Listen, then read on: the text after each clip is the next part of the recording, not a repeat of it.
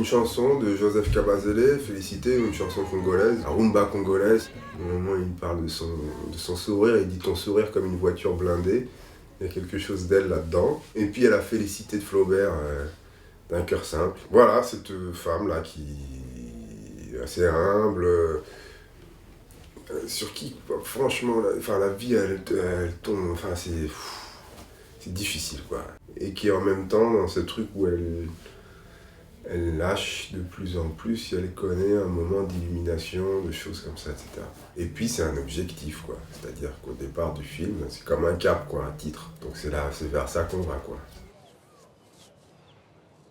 J'ai envie de parler de ces gens-là, et de cette femme-là, et du retour à la vie. C'est surtout un film, voilà, sur le retour à la vie, doucement, là. Ça s'insinue, on ne sait pas par où ça passe. Et puis c'est les quartiers, ces quartiers-là, les quartiers populaires, vouloir parler de la ville en Afrique maintenant. Des quartiers populaires dont j'ai l'impression dont on a volé l'image en quelque sorte, c'est-à-dire de tous ces gens qui finissent par vivre en se disant que la vie qu'ils vivent, c'est pas la bonne c'est celle qu'on voit dans les magazines, dans la télévision, dans les machins, dans un certain type de cinéma, tout ça. Et que cette vie-là vaut pas. Et que je trouve ça être une violence, et que l'un des territoires du cinéma et du combat, parce que le cinéma pour moi a beaucoup à voir avec quand même une histoire de combat, c'est de se battre sur le territoire de la représentation, de la forme, de l'image, et de dire la vérité, la vraie vie, elle est là.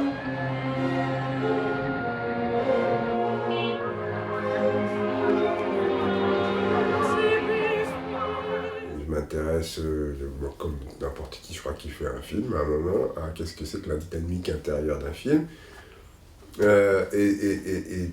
Et du coup, là, je choisis de travailler un truc qui est presque comme s'il y avait une espèce de ressort au départ. Une partie ressort, voilà, d'engrenage, enfin, machin. Et puis comme une bille qu'on balance, mais qu'on balancerait dans l'espace, c'est-à-dire à un moment, elle se retrouverait en orbite. Parce que ça correspond un peu à ce que moi m'intéresse finalement, c'est-à-dire qu'il y a le coup, et puis il y a la résonance du coup. Le coup, c'est pas grand-chose, c'est un quart de seconde, c'est finalement ça dont on dit que c'est concret et que c'est réel. Mais là où on vit les choses, pour moi, c'est dans tout ce qu'on dit ne pas être réel. Et pourtant, c'est là où je suis 99% de mon temps, c'est-à-dire à penser, le rêve, voilà, toutes ces choses-là un peu immatérielles, mais qui font qu'on vit les choses qui nous sont plus essentielles, qui sont les sentiments, etc., etc. Donc que le film après s'articule là, ça me paraît être normal. Autre chose, il y avait une chanson qui pour moi résume assez bien ça.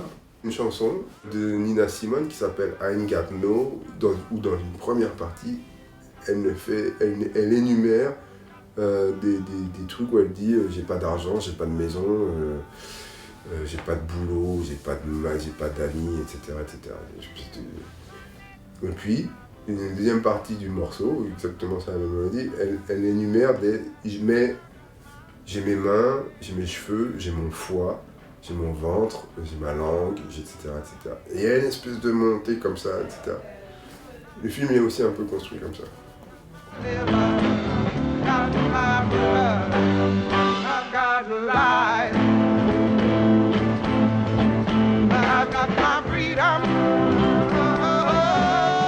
Dans un truc qui est déjà de pas considérer que le cinéma c'est quelque chose qui se regarde, mais que le cinéma c'est quelque chose qui se ressent, ou qui se vit à la limite. C'est dans les espaces vides que ça fonctionne, c'est-à-dire entre deux plans ou dans ce qu'on reconstitue entre les différents éléments qu'on donne au spectateur et qui fait qu'il fait le lien entre les choses.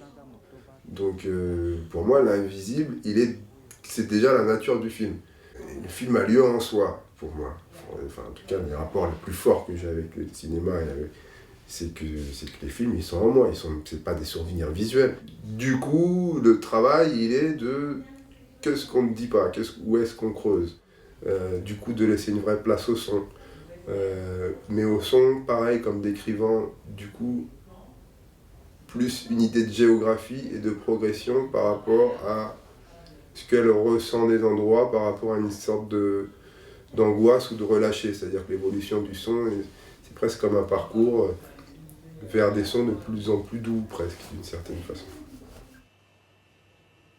Au sens plastique, les choses qui m'ont guidé, ça a été d'abord de trouver l'image de la sensation qu'on pouvait éprouver. Kinshasa, c'est une ville qui, dans un premier temps, en tout cas pour moi, vous attrape un peu comme ça, vous saute un peu à la figure.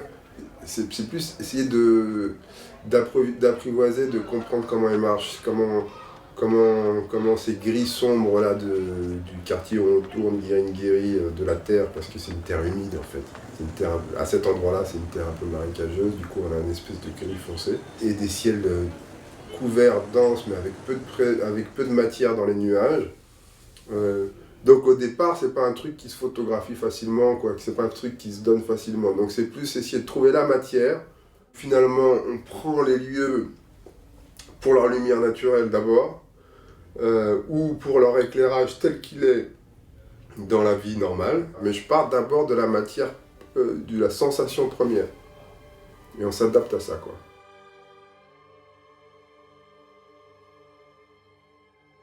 J'ai l'impression que dans ma façon de faire là-bas, c'est un peu la matière idéale pour moi, pour construire un film. On a l'impression de filmer quelque chose qu'on n'a jamais vu, quoi, partout. Donc on a envie de tout filmer, en fait. Donc c'était un peu un plaisir de tout. Et puis c'est engageant, ça veut dire quelque chose que d'être là. On a tourné on a tourné à l'hôpital, vraiment. On n'a pas fait le choix aussi, c'était de ne pas construire de décor ou des choses comme ça, d'aller vraiment dans les choses. Donc construire à l'hôpital, dans l'hôpital populaire de Kinshasa, enfin, l'hôpital municipal, quoi, celui où vont les gens qui n'ont pas beaucoup d'argent, quoi, enfin la majorité des gens. Ouais, ça veut dire quelque chose. Ça veut dire que c'est un hôpital où quand les gens meurent, et ils meurent plusieurs fois par jour, comme dans tous les hôpitaux, sauf que là on l'entend, quoi, vraiment. Donc qu'est-ce que ça veut dire que de faire de la fiction là-dedans? Alors au départ, il y a vraiment la musique du Casa Nostra, que moi j'aime aussi parce que c'est une musique qui n'est pas seulement une musique de divertissement, qui est une musique dont la fonction est de lier le monde visible au monde invisible. C'est vraiment, donc elle a un truc très concret, et donc elle a une musique transcendantale, qui pour autant parfois chante des choses du quotidien, très simples, et d'autres trucs plus de l'ordre cosmogonique, et du coup elle a un truc comme ça, elle vous attrape comme ça, elle tourne sur des petits motifs, sur des motifs courts qui sont répétitifs.